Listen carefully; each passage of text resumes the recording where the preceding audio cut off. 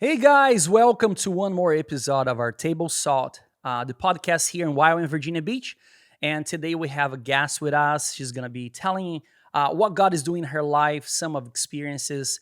She does work in Wyoming, Kona, but does a lot of different ministries around the world. And it's amazing just to hear some experience. So in just a second, we're going to be listening. Guys, please, before you do anything, subscribe.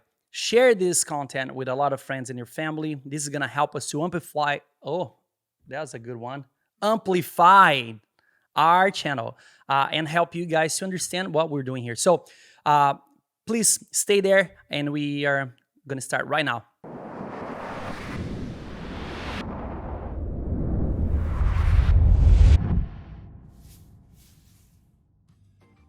Hey guys, this is so good. Today we have Don Johansen.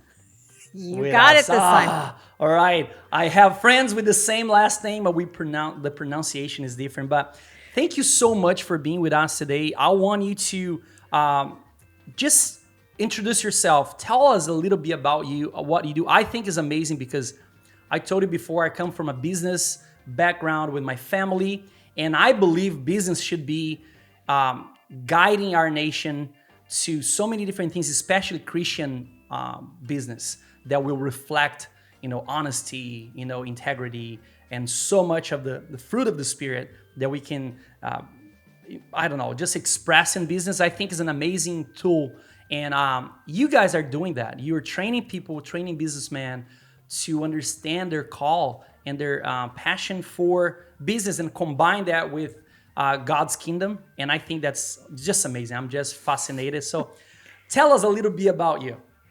Well, I am in Kona, living in Hawaii. Never wanted to live in Hawaii, but God told us to move to Hawaii. And so we are part of YWAM Kona. And as far as business goes, I have to be honest, I never thought it was important. My husband and I used to have a lot of arguments about that because I've been a missionary and working on the streets with kids and things like that for many, many years. Grew up in business, started several businesses, so I know how business was, but I realized money doesn't get you anything, and what's the point of it? But through the years, I've seen where my husband's business has allowed us to go into doors that we never could have gotten open except by the business. He's been able to work with governments around the world, the heads of governments around the world. We're able to go into those closed countries. He's able to talk to people that I could never have a key to get into, but because of his business and his position, he could. And so that is kind of how we got into it. What brought us into realizing there needed to be more training was I've been on the mission field since the 80s.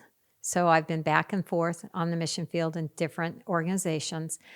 And one of the things was one of the pastors of a big church had invited a missionary to come speak. And the missionary was over in India, in a little town village in India. And in that town village, these missionaries had come and they had started a business. And the whole economy started to change. And they started to be productive and it was fruitful. But after 5 years, their donors started saying, well, why are we still having to give donations to this? Why are you not producing money? Business. Yeah. Why is it that you're not self-sufficient? And what's going on here? So they ended up losing their donations and the business was not self-sustaining. And so the missionaries left. And when the missionaries left, there was no more economy for that area. So when the pastor came, he said, the only thing they're doing now is selling their children. Oh, mine. And that's the only way they have for survival. And at that point in time, we realized the Lord was telling us, you know what? You need to train people to understand how to really do business. You have a mission heart, and that's great, but you need a platform to go in. And if you're going to do it, you do it with Christ. Christ doesn't go in and start something and then it fails and creates more of a disaster. And what I saw over the many, many years of being on the mission field is that we would come in and we would have donations and bring food in and do planting and things like that, but they never changed the community itself from an economic standpoint. So we take them out of survival, we preach the gospel. But then what ends up happening is those missionaries come back home, and we saw the Mormons move in, the Islamics would move in, and the people, when you're on survival, you'll accept whatever you have to Yeah, accept whatever. for Yeah, food. whatever you do. Yeah, you have to, because that is your. But when you can take an economy and a community and make them self-sustaining and take them out of survival, when I remove myself, it doesn't matter, because that economy is moving and the foundation is seen as Jesus. And so therefore it stays and it becomes thriving. It doesn't matter if I'm there. And the problem is that oftentimes we become the focus, and it's what we're doing for the community instead of what God's doing. And the goal is to train up the locals, to train people up to be able to run these businesses and to be able to, when we move on, when we're out of the picture, it's still thriving. So for us, our heart was to come in and start training people who have a heart to change community, but to do it right.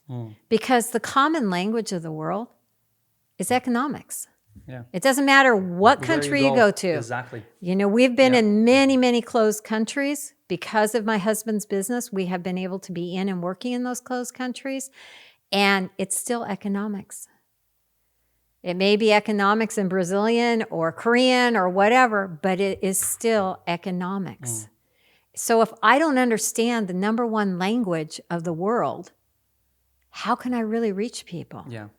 And you have like an amazing opportunity to disciple like employees and people that are working with you, even like if they're not on like leading the business itself, but you have so many opportunity to spend time with those people and Yeah. create this. Because we've been like, we've been traveling so much, and we go to places that they are amazing, talented young people, entrepreneurs, that their minds are just amazing. They are creative. They know what to do. But they don't have they don't know where and Yes. how to start. And I think what you guys do is to guide them, to point them to the right direction, and train them. I think the training on to be self-sufficient is not only like you work to, but I think the mindset of trusting God and not trusting like, okay, now the missionaries are gone or now the leaders are gone.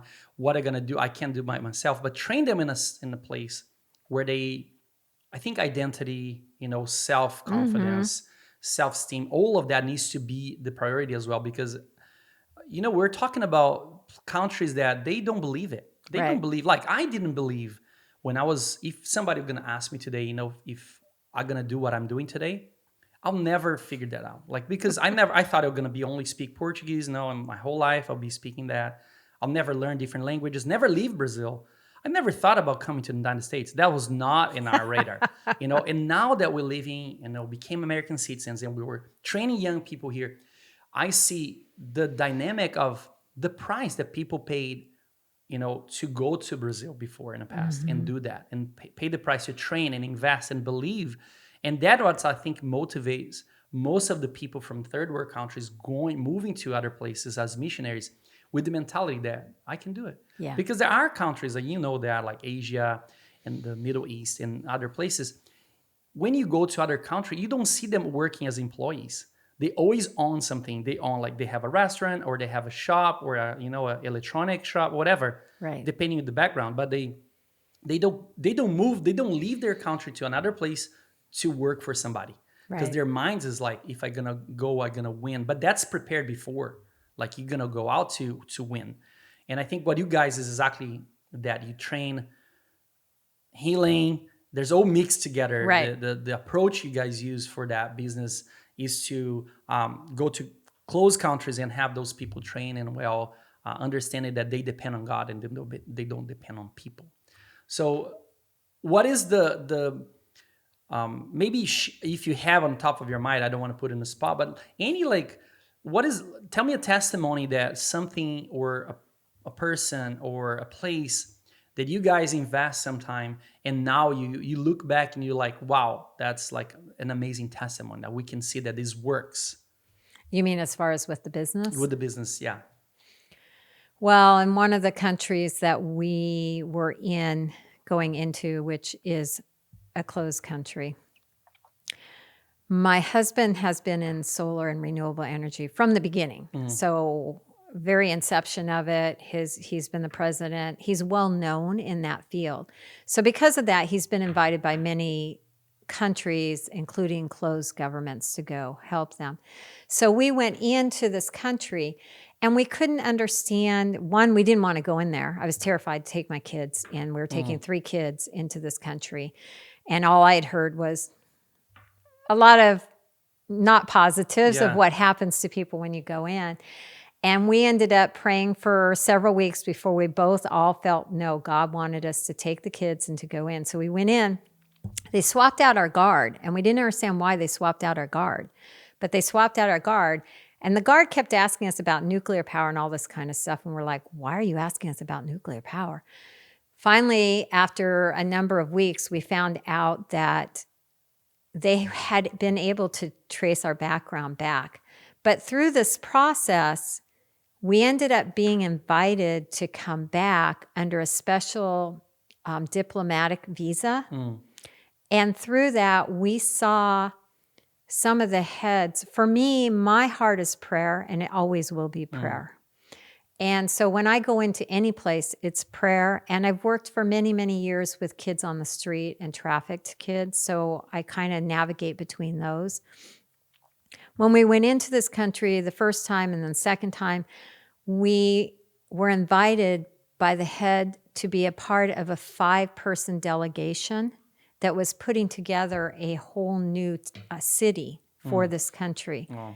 And so my husband was able to meet with the heads, and we do know that a couple of those leaders had close converted to the Lord and became a Christian.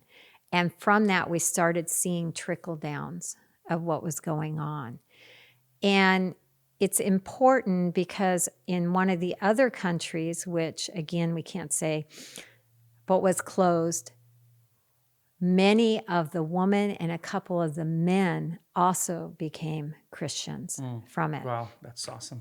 And through this time period, though, it doesn't come because we're preaching the gospel.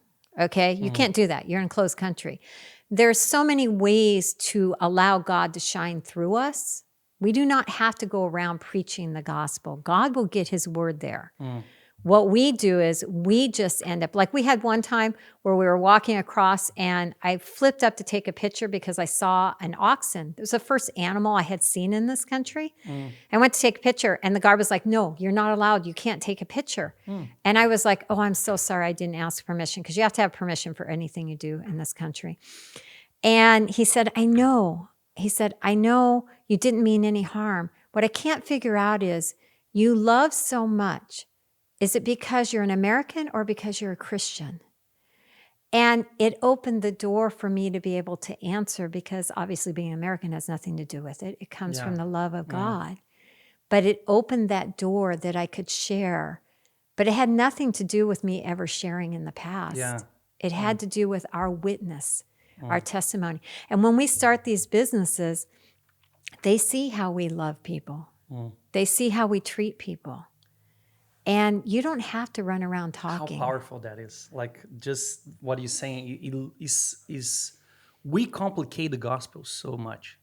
Yeah. It's simple. We pray, we obey, we love. Yep.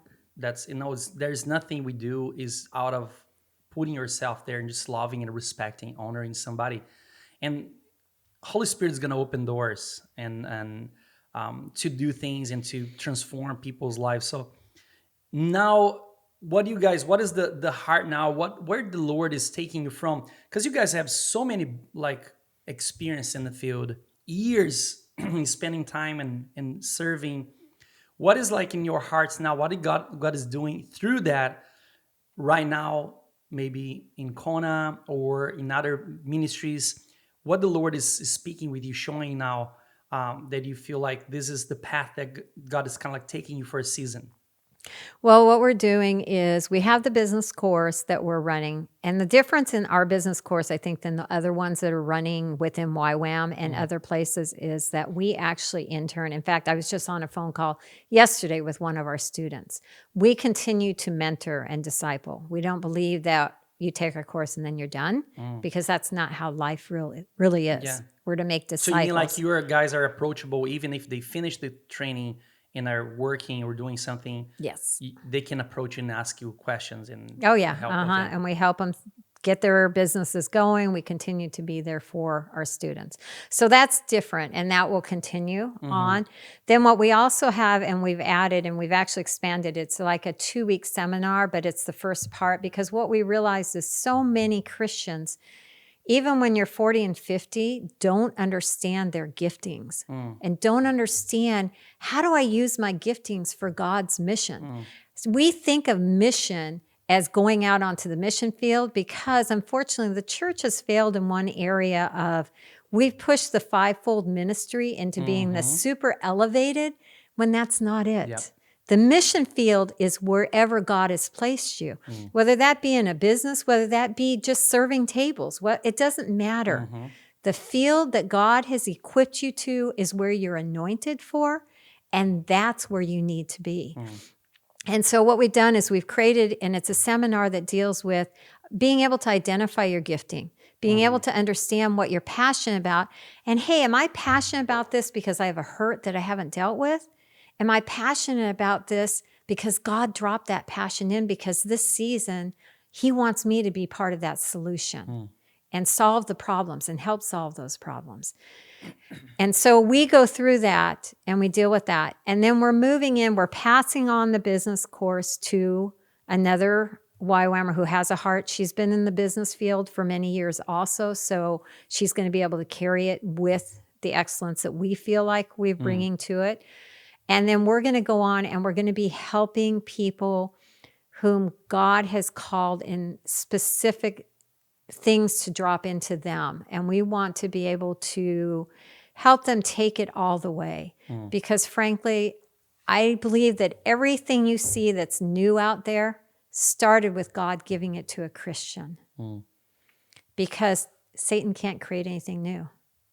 So every new idea that's a godly idea came from God to one of His children, but His children did not know what to do with it. And so we want to be able to be there to help people. And people end up like losing that the core, idea Yeah. to something that was supposed to be used for God's kingdom and His glory. Now it's in the hands of somebody else that is not using for that. And I agree with you. I think we were talking before we start about how many people are so creative and people are so talented, but the mission field it doesn't stop like you were saying. It doesn't stop like just in there. There's so many areas of the spheres of society, and we've been talking about, like, you have no idea, almost every week, and with somebody in a podcast, and every time that comes in, and it doesn't matter what we talk about kids, and then suddenly, oh, the seven spheres, and I was like, wow, and it comes back because it is we have the authority. It was given to us. We have the dominion. We should be in every sphere, in government and politics and health department or business, education, the church itself. I think what it needs to be is like bold people, courageous people, to really step out of the comfort zone. Understand. I think what you guys doing, that's like hitting the nail, because you are opening the eyes of people to understand that they do have something different, unique, created by God. Yeah. They do have the talent and creativity to start something or come up with an idea and develop that idea. And I think what you guys are doing is more like, how can we gonna walk with you to develop that and support you that, so you don't feel, lost or discouraged, or, and I think the most of people feel discouraged because they do have a nice idea. Maybe not even, I'll rephrase it. Maybe it's not a nice idea, but it's an idea. Right. But if it came from the Lord, people just don't know what to do because maybe now is just insignificant. Right. Like they don't know what that is. Why are you gonna do this? Right. We're gonna sacrifice. And I always go back to like Noah. You know, Yep. you get an idea, and it's like everybody thinks this is stupid. Like, what are you gonna do? You're gonna spend all these years building a boat? Like, why? But when God share with you and you're obedient and you have conviction, it's so important to receive that, what you guys are doing, that protection and that encouragement that will keep people building that until the flood comes. Right. And then we're like, oh, that's why. And I think we're missing that in the church. We're Yep. missing because we narrow that idea for missions so small that we think this is missions, and it's not. Right. There's so many fields and that you can work with, and understanding that, and you say something in the beginning. I want to just maybe go back a little bit there. So you say you've been in many different business, and you understand it, and you say money is not the you know um, the purpose, or Right. or money is not important. Right. Try to explore a little, because I believe there's something there that we explain a little bit so people can understand where our hearts should be, because people start business thinking about finances as well. Right. And but if they don't have the strength to keep going, they it's gone. Or if they're just start the business for money and there's no purpose for it, it's going to be gone as well. So Yeah. try to like explore a little bit more that idea. It really comes down to what is your vision and what's your motive. And that's why we deal with what you're passionate about, because we go into what problem in the world do you want to solve with that passion. So if your focus is that is your vision, then in business, every business is going to have its ups and downs. You're going to have times, COVID, my business just shut down. Why? Because I was a travel agent. COVID pretty much shut everything down.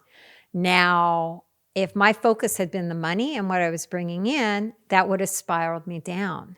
But because that's not my focus is what God's called me to do. I just knew, okay, that door is now shut. So, Lord, what are you saying now? How do I reach the people in the way you want me to reach them? And oftentimes people get focused on money because they start to be able to buy nice things. And it's nice to have nice things. None of us are going to say it's not. It's very nice to have those nice things. And I believe God wants to bless us. But when those nice things become our idol and become what we stress about and become what we're important about, then it becomes a problem. I learned this lesson through many years of God taking me through. And when God sent me back to college, I was like, why am I going back to college, Lord? I don't understand. At this point, I had a career. I'd been on the mission field, come back. Then he said, go back to college. So I went to college. I had a home. I had two cars, actually. And all of a sudden, I don't know, it was like the bottom got pulled out from underneath me. And my scholarships, they told me I didn't have my scholarships. My house, my renter was moving out. I couldn't make my bills. And I was like, Lord, what's going on here? And I knew I trusted God, or I thought I trusted God. And one of my best friends, she said, Dawn, if you really trusted God, you wouldn't even think about it. You wouldn't talk about it. You wouldn't say anything. You just know God's going to deal with what he's going to do. And I went home that night and just started crying before the Lord, because I realized, even though I was saying I trusted God, I really shouldn't be having to talk about it and say that. Yeah. That was me relieving myself. And so I cried out to the Lord and just asked his forgiveness for not having the faith. And so I released it, and I actually did not even think about it. From that point, it never came up in my mind. There was no more thoughts. I didn't talk to people about it. And for me, in my situation, because I was where God wanted me to be, about 3 weeks later, everything switched. My home sold, my car I was able to sell, and my scholarships, they suddenly found where they had made an error, and my scholarships were in. But that was God teaching me a lesson of, when I have to think about money, that's where my mind is. And that's not what it's supposed to be. Wow. And so it has to be in knowing what God has called you to do. I think a lot of people get stuck in this is my ministry, my business, and even in YWAM, we have a lot of Yeah. that. Pride. I'm sorry, it's not mine, it's God's. Yeah. And so I need to hold with loose hands because I don't want anything interfering with my relationship with God. And if I'm thinking about something on a regular basis, not just when I've designated the different times, then that means it's become an idol. Yeah. And I And need God to will let it remove go. it. Yeah. And Yeah. if it If you becomes, don't remove it, God's God going is to. going And then to. it's Yeah. painful. Oh, mine. And you learn. It's not a bad, like, you learn, but it's painful. Oh, yes. It's painful. And I know that. Well, I want to thank you so much for just joining us today. This is so important to know, our identity and what God called us to do for His kingdom is way more important than the ministry. And that's not, our No. identity is not in the title and business, being honored. Like, and if it goes back, God is going to renew and you're going to start something new. God is always in that, Right. restoration and redeeming. But I want to thank you for the encouragement today. I think Yeah. a lot of people are that listening would be encouraged to know that God is in control, and even if you go through the up and downs, He knows. But guys, thank you so much for joining us. Please do not forget to subscribe and share this channel with a lot of people. And we're gonna have some on the description, the schools and the training and the contact that you guys can check out what Don is doing and be part of this ministry. Thank you so much again for joining us. Thank you. Yeah. God bless you guys. Bye.